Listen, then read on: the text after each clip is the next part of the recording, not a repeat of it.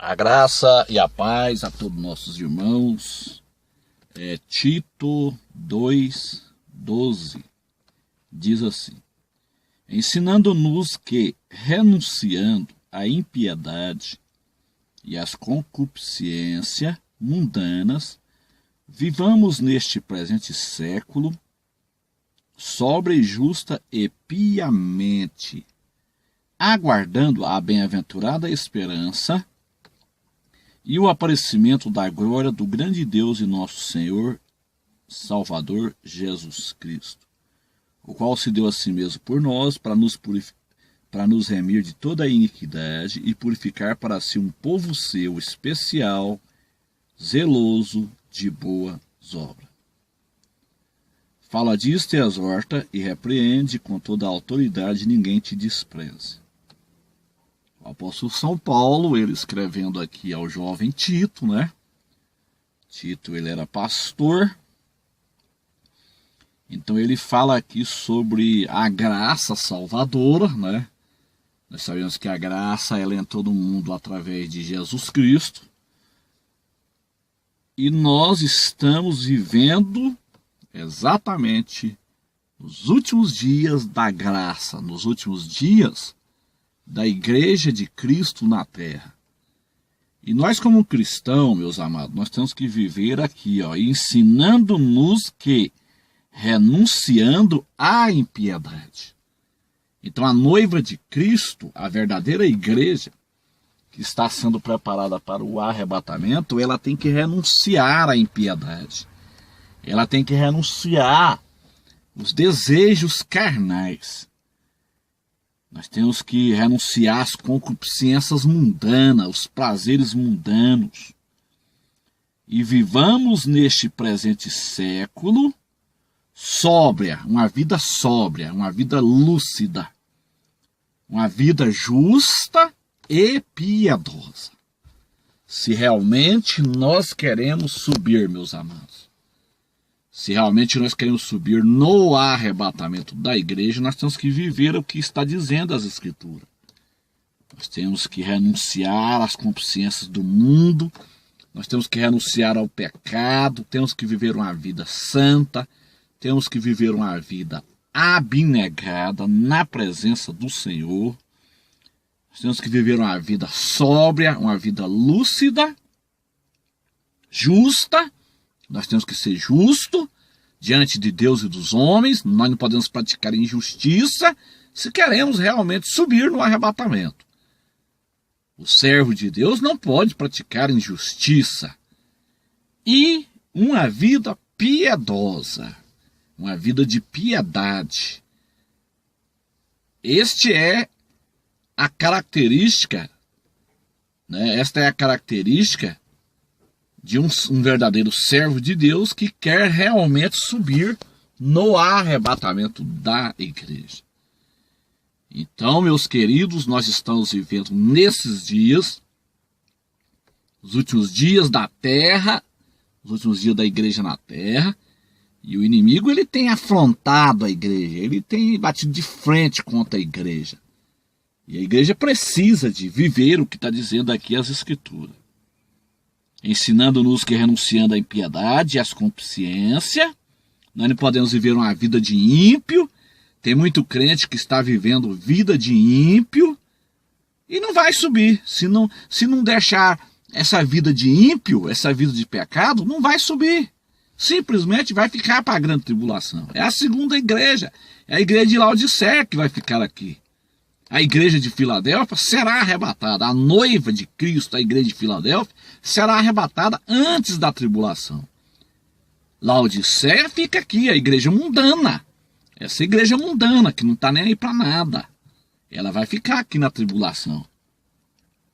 Ensinando-nos que, renunciando à impiedade e às concupiscências mundanas, vivemos neste século, neste presente século, uma vida sóbria, justa e piedosa, aguardando a bem-aventurada esperança e o aparecimento da glória do grande Deus e nosso Salvador Jesus Cristo. Então a noiva de Cristo, ela aguarda a bem-aventurada esperança. A verdadeira igreja, a noiva, ela não aguarda a grande tribulação, ela aguarda a bem-aventurada esperança. Se eu tivesse, meus amados, que passar por um período de 7 anos de tribulação, onde o anticristo vai me massacrar, onde eu vou passar fome, porque eu não posso aceitar a marca da besta, eu vou passar sede, porque eu não posso beber água se eu não tiver um número, vou passar fome, porque eu não posso comer se eu não tiver um número, vou ser considerado um fora da lei, vou ser preso, espancado, torturado pelo anticristo, então isso não é a bem-aventurada esperança. Que esperança é essa? Que esperança tem um pós-tribulacionista? Isso não é esperança.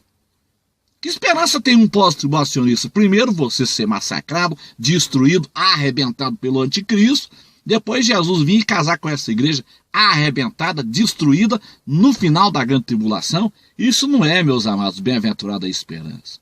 Então Paulo está falando de um arrebatamento pré-tribulacionista. Isso aqui é fato. Esse texto bíblico aqui de Tito 2,13, ele comprova incontestavelmente um arrebatamento pré-tribulacionista, porque aguardando a bem-aventurada esperança. Então qual que é a bendita esperança? A bem-aventurada esperança da noiva é o arrebatamento antes da grande tribulação, é o arrebatamento pré-tribulacionista. Então é um texto que não se encaixa em uma segunda vinda. Como que você vai pegar esse versículo, aguardando a bem-aventurada esperança, e colocar ele na segunda vinda em Jerusalém no final de 7 anos, no final da grande tribulação? Depois que você já passou pela mão do anticristo, que você já foi arrebentado, que o anticristo já te arrebentou, você passou fome, passou sede, teve filho seu torturado, preso. Você passar por um sofrimento desse, para depois você aguardar a bem-aventurada esperança no Monte das Oliveiras, quando Jesus volta, o que ensina os pós-tribulacionistas, meus irmãos, isso não é bem-aventurada esperança. Esse texto bíblico de Tito 2,13, ele não se encaixa em uma segunda vinda em Jerusalém. É um texto do arrebatamento pré-tribulacionista.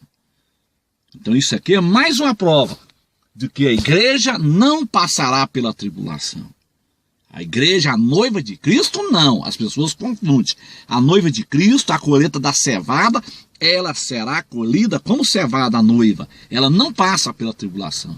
Laodiceia é a segunda igreja. Laodiceia é a igreja apostata. Essa sim será colhida como trigo, moída, destruída na grande tribulação.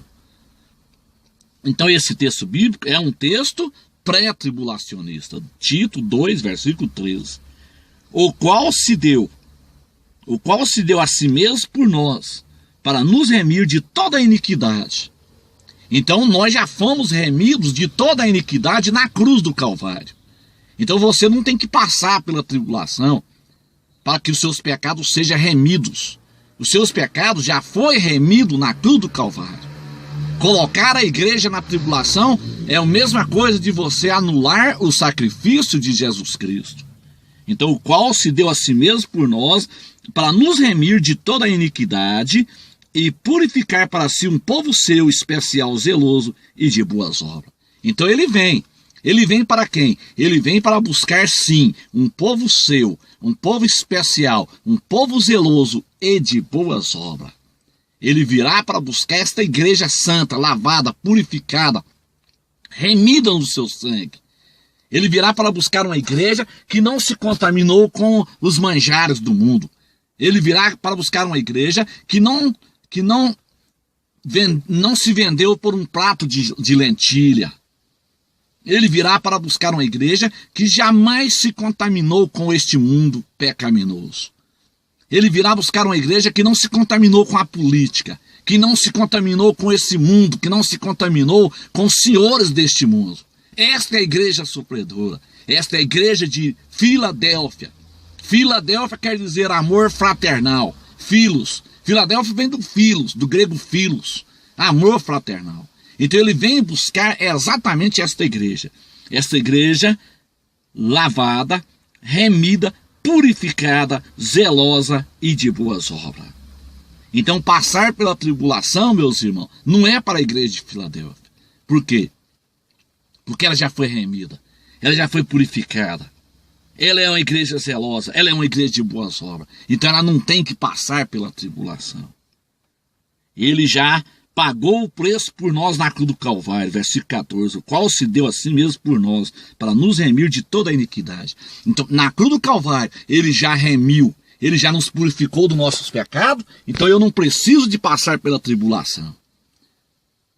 Se eu tivesse que passar pela tribulação, eu anularia o sacrifício de Jesus na cruz do Calvário. A tribulação é exatamente para tratar com Israel. A tribulação é para levar o povo judeu à conversão. A tribulação é para levar Israel a arrepender-se, para purificar os pecados de Israel. Por isso que Israel vai passar pela angústia. Jeremias 30, versículo 7. Então a tribulação, ela não tem nada a ver com a igreja. A igreja não faz parte dos últimos 7 anos. Se ela não fez parte de 483 anos, porque ela vai fazer parte dos últimos 7 anos. Se ela não participou das 69 semanas, porque ela vai participar da última semana. Deus não é Deus de confusão, meus irmãos. Então vamos aguardar a bendita esperança. O arrebatamento, ele é a bendita esperança da noiva. Aguardemos com paciência, meus amados, porque está chegando este momento, está chegando esta hora, que a igreja, lavada, purificada, será remida, levada desta terra. Que Deus abençoe a todos, que Deus nos dê a graça, que Deus nos dê a vitória e nos ajude, em nome de Jesus.